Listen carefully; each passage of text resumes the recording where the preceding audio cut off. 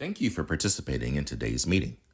If attending in person, please do not connect to Zoom or teleconference while in the room, and please silence all devices. If translation is provided, click on the globe at the bottom of your screen to select either English or Spanish. Public comment will be taken after each item. If you're in the auditorium and wish to comment, please use the iPads located in the lobby or complete a blue speaker card as available. If you need assistance, please find a South Coast AQMD employee. Speakers may be limited to a total of 3 minutes or less for all agenda items. Times may be shortened to ensure all speakers can be heard. A countdown timer will be displayed on the screen for each public comment. More time will be allotted for Spanish translation that is not simultaneous. For questions or issues on making a public comment, please call the public advisor at 909-396-2432. That's 909-396-2432. Please adhere to the speaker time limit and treat others with courtesy, civility, and respect. Failure to do so can result in your mic being muted or you being removed from the meeting. Be aware that this meeting is being recorded. By participating, you authorize recording of audio and visual content presented during the live event and consent to subsequent use of the recording in the public domain by South Coast AQMD.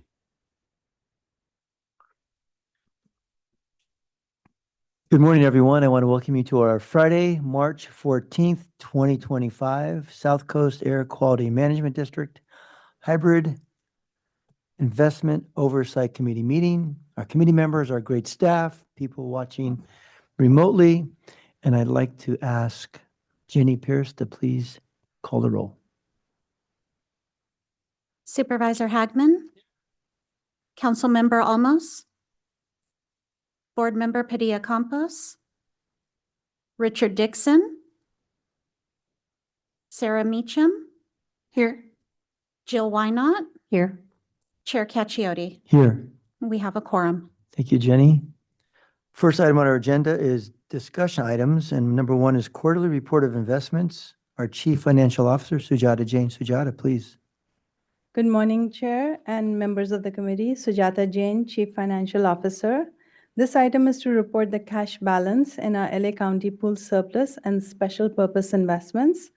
At the end of the fourth quarter that ended on December 31st, 2024, the balance was $1,666,407,316.01. The composition of the investments are 88% in the pool surplus and 12% in special purpose investments. The earning rate for December 2024 was 3.8%, and there is a comparison on our page 4 of some of the other counties. And with that, I'll be happy to take any questions. Committee members, any questions? Is anybody online? Richard, any questions? That's all I see right now. I just have a couple questions. Sujata, on the, I noticed again on our treasury notes, it looks like one is coming mature 3/20/25, $85 million. Correct. And I noticed on some of the interest we're receiving in the special purpose investments, looks like LAIF is earning pretty well still, 4.43%. But looks like in our pooled, that kind of dropped to 3.72. Big difference.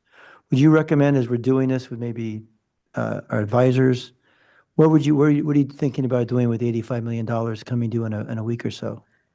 So, Chair, I will reach out to LA County. The last time this happened was in November and December. There was treasuries that had matured, and we were able to lock it in, which happened in January. And we were able to get about 4.25 for 6-month lock-in. Great. And at that time, the interest rates were supposed to be cut and they were going to go down, which would have probably affected LAIF's interest. But LAIF and the treasuries were kind of same at that time. So we locked it in for 6 months. So that's going to be showing up in our next reports. And this one that's coming, 85 million that's coming to mature in March 20th. That one we will reach out again to LA County and see if, they are able to give us similar rate like LAIF, and so we can lock it in for 6 months or 1 year, whichever is better. Okay. Any follow-up questions? Nope. Great. Go on.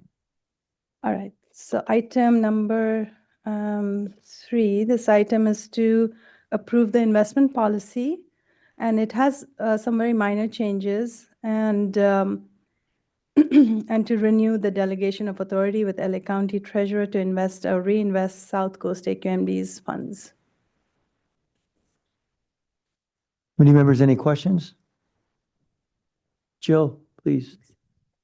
Hi, Sujata, on page 76 of the package, it has different instruments under the diversification guidelines, and there's some that jumped quite a bit, like 10% went to, or 30% went to 10, and 20% was 50 before. So is there just a rationale behind those changes? Yeah, so good question. We try to keep these percentages in line with what the LA County's policy is showing. And so for that reason, those were just changed to reflect that change. Thank you. Committee members, any further questions? Any public comment? I don't see anybody in the auditorium and no hands raised. Confirming that yes. And this is an action item, correct? Yes. Yes. Moved by Supervisor Hagman. Is there a second? I'll second. Second by Jill Wynot. Roll call, please.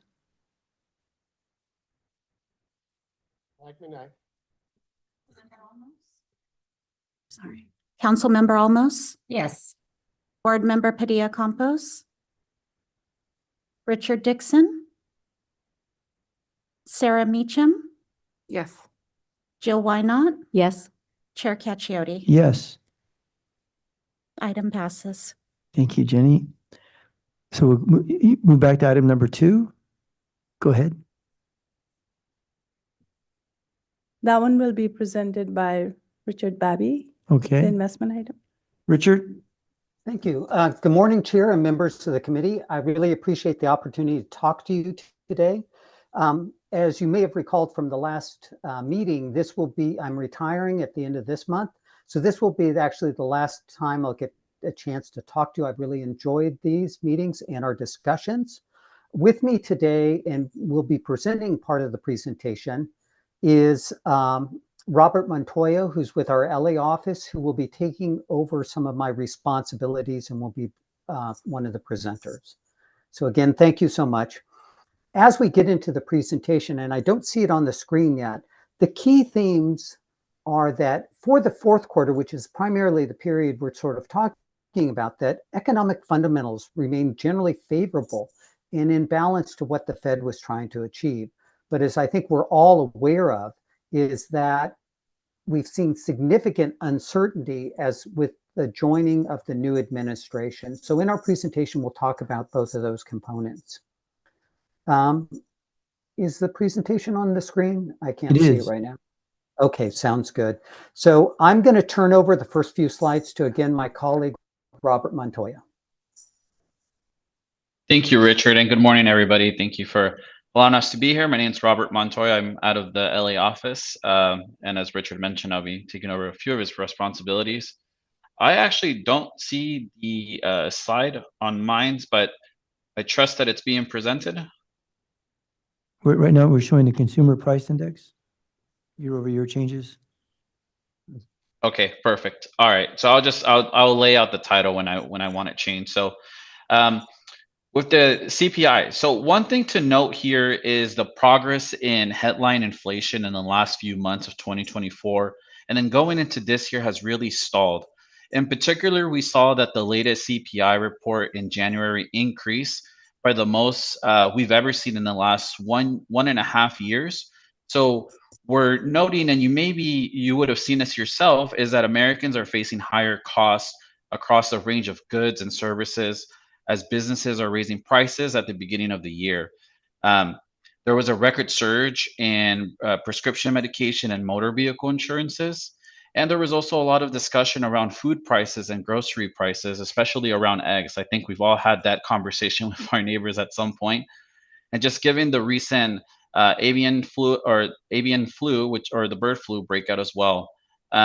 Some economists are suggesting that there are some seasonal adjustment factors at play. I'll speak to that a little bit later, just in terms of like November, December numbers, and that sort of holiday spending.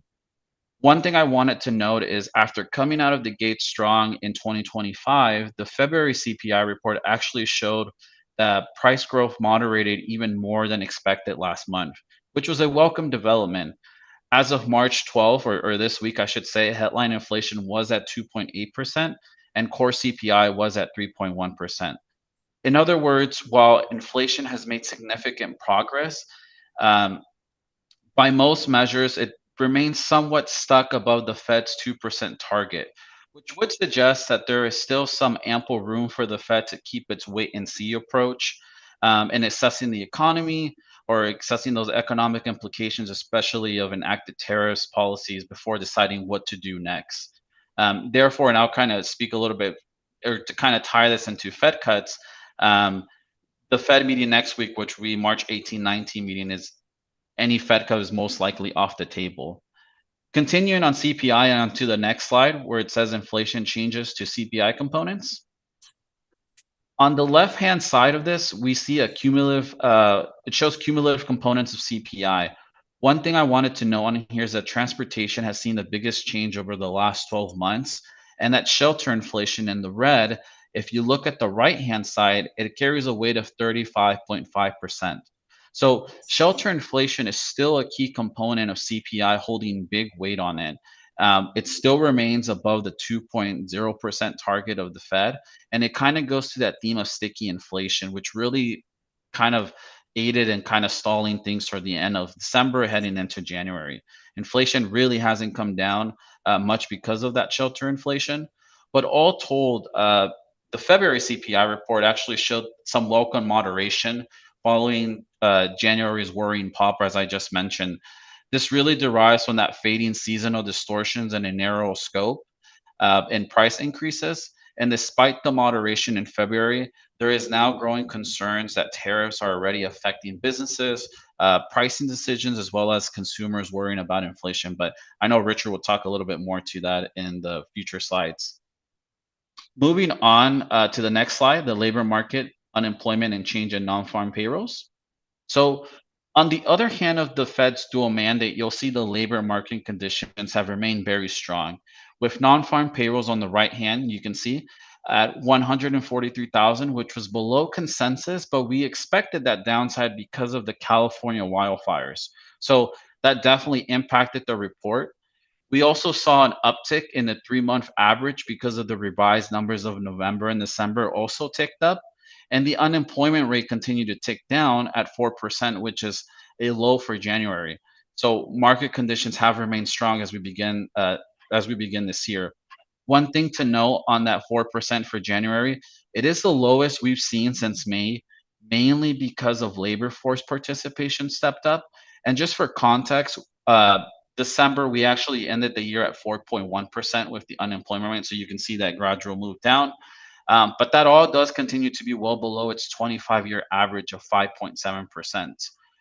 One thing not noted on here, but I did, or it kind of translated into the next slide, is the impact of the federal government layoffs. There is data showing that, but it's not yet enough to materially move the top line needle, I would say. In the week of that ended in March 1st, for example, 2,000 federal employees filed for benefits, which is is elevated on a historical standpoint, but slightly down from the prior week. Moving to the next slide with the labor market, job openings, and labor force participation rate. Just to That kind of one's continue, separate. is it It's on the it's labor correct. market? Yeah. Okay, It's perfect. correct. Thank you, Richard. So just the job openings kind of reversed course in January. There was a large decline at the close of 2025. So in February, we also saw a slight increase in the job openings, kind of that working balance between the openings and the unemployed. Two things with the JOLTS report, which is on the jobs. January's report actually revealed little change to the underlying dynamics that have defined the labor market since the middle of last year, with hiring, quits, layoffs, and quite possibly all remaining pretty low. If you were to look at the February JOLTS report that was released not too long, I believe it's been released, but or actually it hasn't. It should provide better insight into the magnitude of shakeups and the Dodge-related efforts to reduce the size of the federal workforce. I know that's on top of many's minds, so we should get more clarity on that. And just to highlight these charts right here, the right-hand chart, the labor force participation, like I mentioned previously, did increase to 62.6%. And again, there's always that overbalance between the openings and the unemployed workers. Moving to the next slide with the US real GDP contributors and factors. So overall, GDP has remained strong, with consumer consumption accounting for almost 2/3 of the contributing factor of its contributing factor. Consumer consumption has also increased in the latter part, of 2024, with much anticipation of higher tariffs. A lot of people started to buy in advance, and if we would have met earlier, at least in Q3, I would have mentioned consumer spending has really kind of kept the boat afloat in terms of GDP. Overall, GDP growth, we did get the four Q numbers for GDP, and we saw that it does remain resilient, as I mentioned at the end of 2024. This was adjusted for inflation. So GDP grew by 2.3%, as you can see on this chart, which was down from that 3.1% we saw in the third quarter. But it is a still very healthy rate, defying expectations. As I mentioned, it is really driven by that robust demand from consumers, which is really kind of led the charge here. For context here, and I'm going a little bit further here, these numbers are still preliminary. These GDP numbers are often revised. So we'll see 2 more revisions as data becomes more and more available. And as I mentioned in the other slide, you can kind of see here, one of the recent factors that kind of affected things has been those recent wildfires. If you think of brick and mortar shopping activities being affected in that area, also pullback in spending from November and December, kind of see how the data kind of fluctuates as well. All told, as I mentioned previously, all this data really what it's allowed is the Fed to remain at a stand and wait approach. Again, Fed Chair Powell has been very strong forward about saying we are data dependent in that sense. So this data kind of allows for that. I know in the next slide, Richard will speak more towards recent data and details on the uncertainty that we've now seen, which has made an early appearance in 2024. So with that, I'll hand it over to Richard.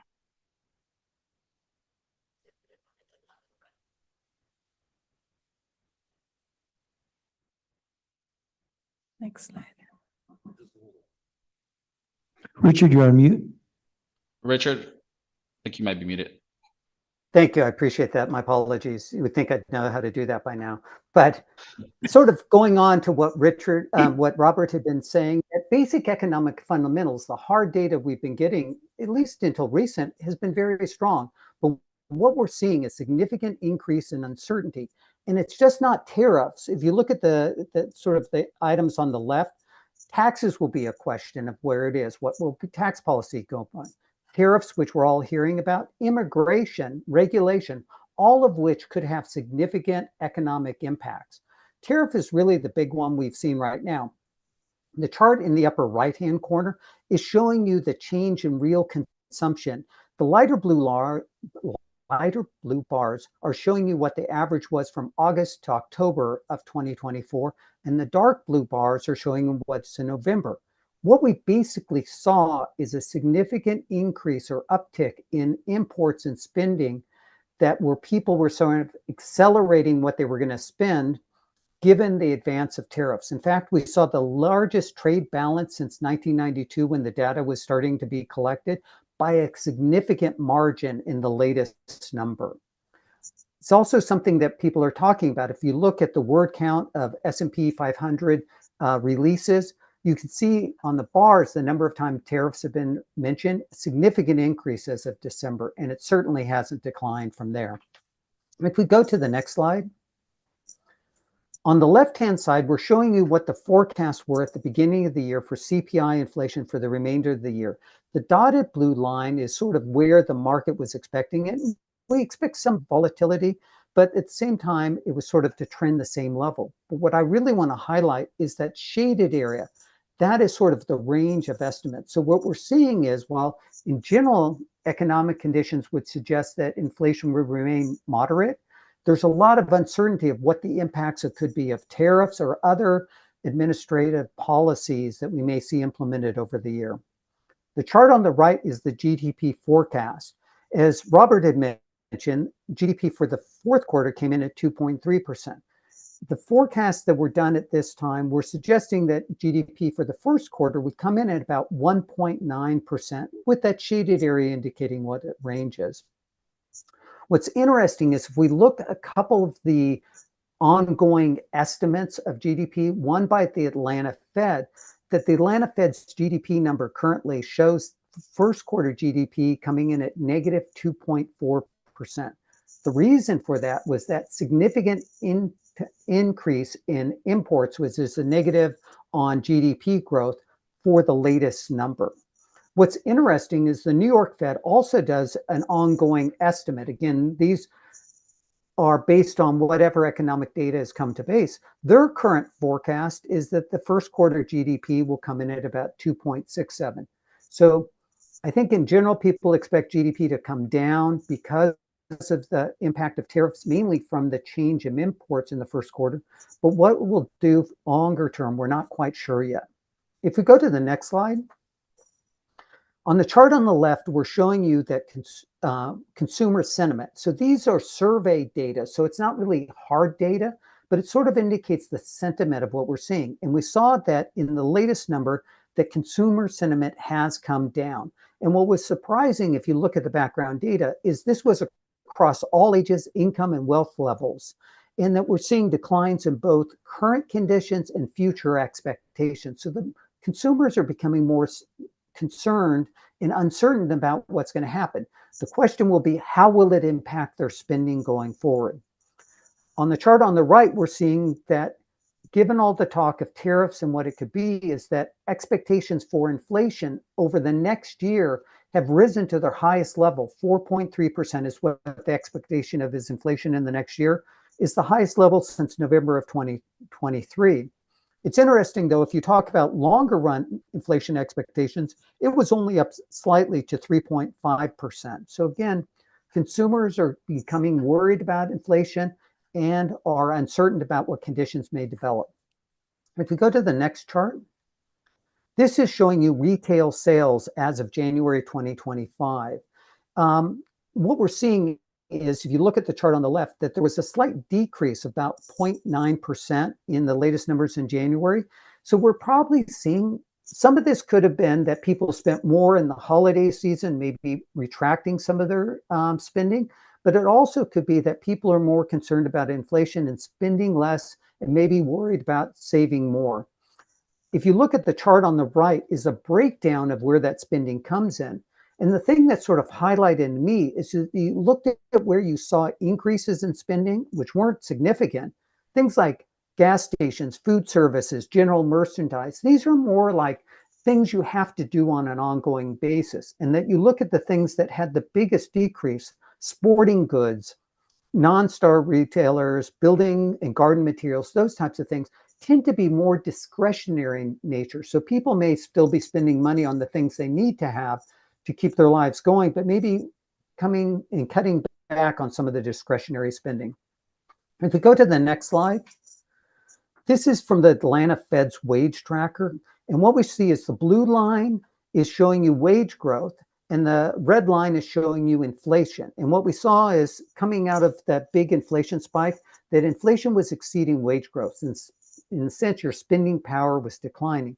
What we've seen recently, if you go to the far to the right, is that wage growth has declined. It's up a little bit in February, but we still see a positive gap, but it's declining a little bit. So people, if inflation heats up significantly, we could have another situation where your spending power is significantly constrained, which could affect economic growth overall.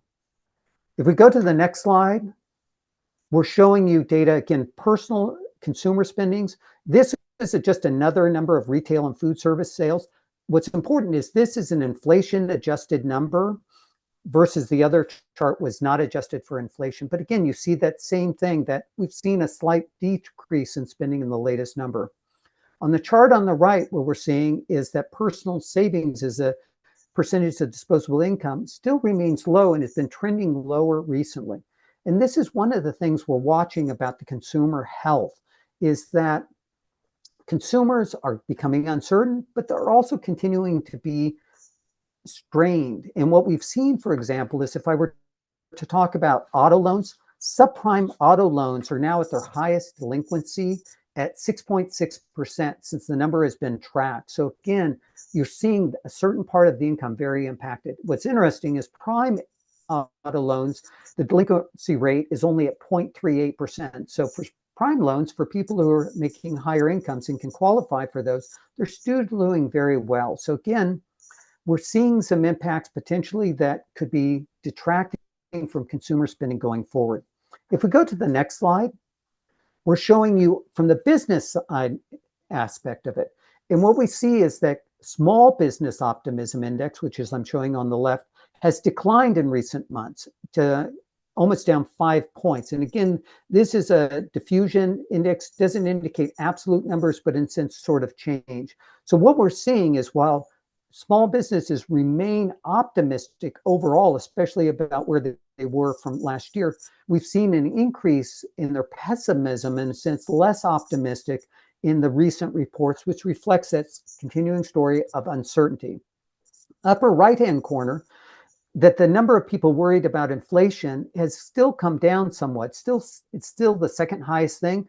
The thing that most small businesses are worried about, their prime concern, is quality of labor. That's what they're saying. So again, some constraints in the labor market. The bottom right-hand corner, we are seeing an increase, if I brought it to the latest number, that there more are trying to increase prices in the next 3 months to 29%, but the number of planning to increase wages in the next 3 months fell to 18%. So inflation's a concern. If we go to the next chart, on this chart, we're showing you the ISM indexes of economic activity. So again, this is a diffusion index. Anything above 50 indicates that the area is expanding, and anything below 50 indicates contraction. So if I were to bring this to the latest number, we saw that the February number was 50.3, so still expanding and down a little bit from the 50.9 number in January. But that's still indicating we're expanding after 26 months of decline. So again, economic activity picking up a little bit, but the manufacturing sector still remains constrained. If I go to the chart on the right, where we talk non-manufacturing or the service sector of the economy, that we saw that the January number came in at 52.8, which is shown on the chart, but we actually saw it increase to 53.5 in February. So that aspect is we're seeing more economic activity, which is a favorable aspect. If we go to the next slide, Robert talked about inflation on the consumer side, is that this is showing you on the producer side or the non-consumer side. And what we saw is that inflation was up 3.3% on the 12-month basis in January. The number that came in for February was identical to this. What's interesting about this is that goods is up, but service inflation is actually down. So again, this is something that doesn't necessarily impact current inflation, but something closely to watch because it could indicate trends going forward. If I were to go on the next slide, so what does this all mean for Fed action? As Robert mentioned, we have the Fed meeting next week on the 18th and 19th. This is showing you the dot plot from their December meeting. And what was interesting in the December meeting, the darker blue line indicates the median forecast from December. The lighter blue line indicates what it was in September. And what we saw is the Fed at that time, the members were backing away from their expectations of interest rate cuts. The economic data has been fairly stable in terms of inflation's come down, still above 2%. Unemployment's come up a little bit, but still remains at a favorable level. So there's real question about what the Fed's going to do. As we've watched Fed funds probabilities of what the market thinks the Fed will do for this year, we've seen it vary from as potentially 0 to only 1 cut during the year to more recently 2 to 3 cuts. So the next meeting will be very significant because they will release a new dot plot, which will indicate what they think the policy should be for the remainder of the year. We're not, as Robert mentioned, we're not expecting any rate cuts in March. I've seen that the expectations are for cuts for maybe in the June meeting or maybe in the September meeting. So again, we're having to really see what the Fed's going to do, because again, basic economic data still remains favorable, but it's that uncertainty element that raises real questions about the Fed will have to do. If we go to the next slide, just to show you for interest rates. So the chart on the right relates to the data on the left. And what we're showing you as is what rates were as of January into the year 12/31 and where they were at the beginning of the quarter of 9/30/24. What we saw is that in 9/30, there was very worries that the economy was stalling, that unemployment was coming up, that the Fed would have to act aggressively. And then we saw towards the end of the year that interest rates actually came back significantly because the market was seeing it, the data is good. But given the uncertainty that we've seen right now, is we've actually seen interest rates in the 2 to sort of 30-year range drop down about 20 basis points. So the 2-year, which ended the year or ended January at 4.22, is about 3.99 right now. So again, it reflects that high degree of uncertainty of what the Fed may have to do based on the uncertainty, which could impact economic data. Just for context, I think it's important if we go to the next slide. On this chart, what we're showing you is the numbers over the past 10 years of what the different yields have been. The upper left hand's the 3-month treasury, the upper right's 2-year, the bottom left is 5-year treasury, and the bottom right is the 10-year treasury. And what we see is that interest rates have come down for the reasons we've talked about, but they still remain well above their 10-year averages. So again, we may be in an environment that interest rates are falling, but we're still, from a historical level, at a very attractive level. On the next slide, I wanted to show sort of the equity markets. And what was interesting is when I was producing this slide, it was produced for us at the end of, in mid-February, that the S&P had gone up for the year at 3.53%. Very good increases based on economic data. But given those uncertainties, we've seen a tariff-related contraction in the S&P. So for example, right now, year to date, while it had been previously up 3.53%, is down 6.12% as of this morning. And most of this was in the last month, where we saw a decrease in the S&P of 8.42%. So again, the equity markets are very concerned about what may happen. On the chart on the right, on the next slide, we're showing you federal deficits. And the red line, which is only going through December, because that's the data from now, we can still see that it's remaining above what the recent trends have been. And this becomes what of the concerns are of what's going to happen going forward. Our debt's at significant levels. The amount of interest we're paying on debt levels is starting to crowd out other things. Will we be able to bend the curve? And what will the impacts be on the overall economy? We've heard a lot about, potential employment decreases in the federal government. You may see federal judges intervening on that and saying you can't do that. So there's real questions to what we can do. I think the ultimate question is how it gets done is a big issue of policymakers, but we do have to, I think, bend the curve back to more where it was, or we won't have the money we need. And if we go to the next slide, which is my last slide, one more slide. This is just showing you the amount of national debt. And you can see that as of February, it was 36.2 trillion, up significantly from where we were 10 years ago. And as I was talking about, Social Security is about 21% of overall federal spending. Net interest is now tied for the third level with national defense at 13%. So again, unless we can get our debt control over time or grow the economy such that tax receipts come up significantly, we reduce the deficit, this could have a big long-term impact, even if in the near term it won't significantly impact economic conditions. And that concludes my presentation, unless you have any questions. Thank you, Richard. And thank you, Robert. Great presentation. Committee members, Supervisor Hagman. Thank you, Richard. I was just going to say, you're leaving at a fun time right now. Okay. It changes daily. We need your insight going forward, but thank you for all your reports. Thank you. Committee members, any questions? Sarah?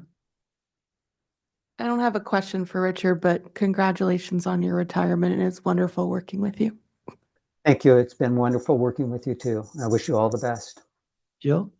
Thank you. I also want to add my praise. You've had so many years here with just really clear, great insight on your presentations and just really valuable for the AQMD. So thank you for that.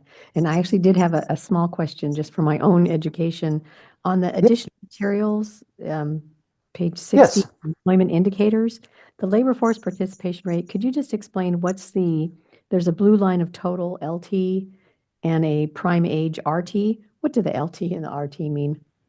So LT is the left and the right is the RT is the index. I mean, what you're seeing is the numbers.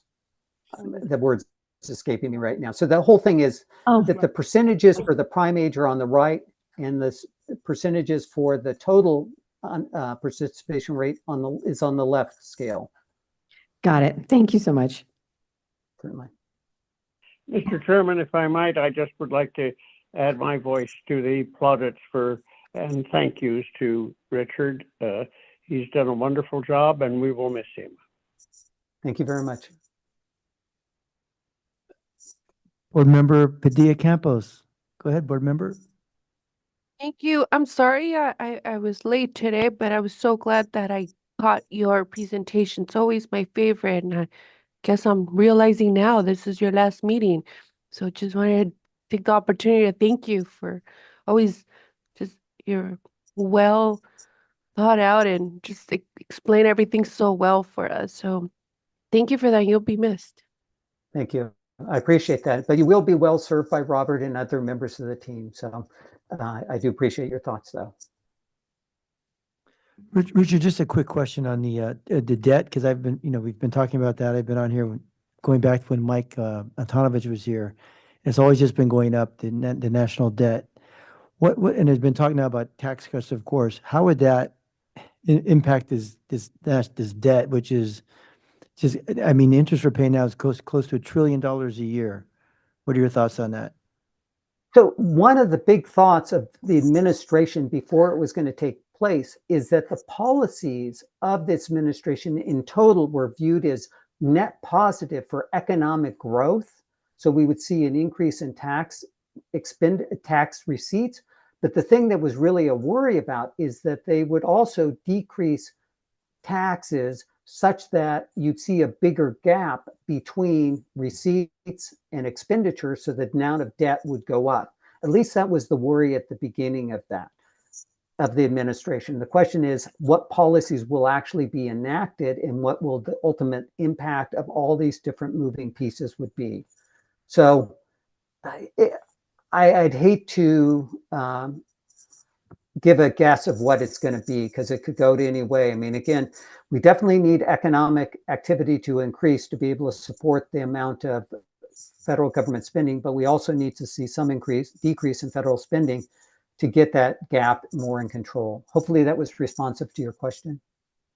It was. I just want to also thank you. I've participated for many years with you, and when Sarah was with your team before, it's always exciting, as Board Member Padilla Campos says. I always look forward to it. And I want to allow Sujata Jain to make some comments. Sujata, please, or Wayne, or anybody. Thank you, Chair. I just want to echo that, we also really enjoyed and benefited from the presentations that Richard has made, and, I'll miss him. And whenever I've reached out to him for advice, he was always there and, gave good advice. So we'll miss him. And of course, Robert is here. So, that's great for our next meeting. Thank you. Good. And I really enjoyed, you did a good job when Supervisor Hagman would always give you the question about the crystal ball. So I just want to appreciate your responses. Sujata, you want to go ahead? So we're on to the next item? I'm sorry, was there any public comment on this one? Nobody in the auditorium? online. No hands raised online? We'll move to item number 4, other business. Is there any other business? Staff, I see none. Committee members, I see none. We'll go to public comment period, item number 5. Chance for members of the public to comment items that are under the jurisdiction of this committee, and I see a hand raised. Harvey Etter. Harvey, go ahead, please. Harvey, you're muted. Hello, am I being heard? Yes, Harvey, and welcome. Oh, okay, thank you. Good morning. Well, I'm outside. I'm out under traffic, so I'm sorry about that. I missed some of the report. One thing I heard I heard inflation went up from like 2% to 3% a month or two ago. I heard the projection for this year is over 4%, 4.3 or something. But we don't know what's up. It could get a lot higher. And I'd like to know that there'll be studies on what the effect is, like you were talking about the tariffs and all this stuff, for the district and for the businesses in the district in the state of California. Anyway, so I think that we're in perilous times. I just listened to the financial advisor anthropologist Gillian Tett interviewed on the Ezra Klein show a couple of hours ago or something. I want to incorporate that into reference. Everybody check that out. There's a lot of stuff going on. And anyway, so I think that it would behoove us to get a larger perspective on the political, economic, social, cultural, anthropological things going on here, and fossil fuel industry and what's happened, deregulation and all this stuff, and authoritarian techno.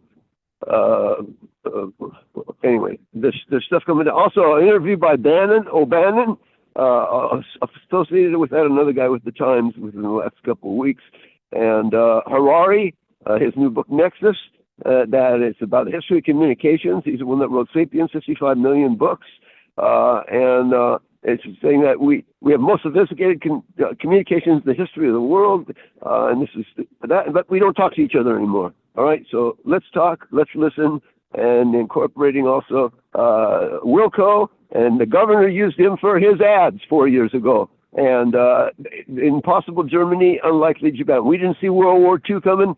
All right, so Jillian talked about we're in the beginning of the 30s. All right, thank you, take care, have a good weekend, bye. Harvey, thank you very much for your comments. And before let's see, our last item is the next meeting date. I just want to welcome our new committee member, Councilmember Brenda Olmos, for joining us this early morning. Ms. Olmos, would you like to say anything? I would just say I'm so excited to be on this committee. Thank you for the opportunity and the presentation. Richard was amazing. I felt like a student taking notes. Thank you for that. I appreciate it. Thank you, Very well. Councilmember. These are very exciting presentations. Committee members, without anything else, our next meeting date is Friday, June 13th, 2025 at the early morning hour of 8 a.m. And I'll now adjourn this meeting and thank everybody for coming. Good weekend, everybody. Have a Thank good you, you weekend. too.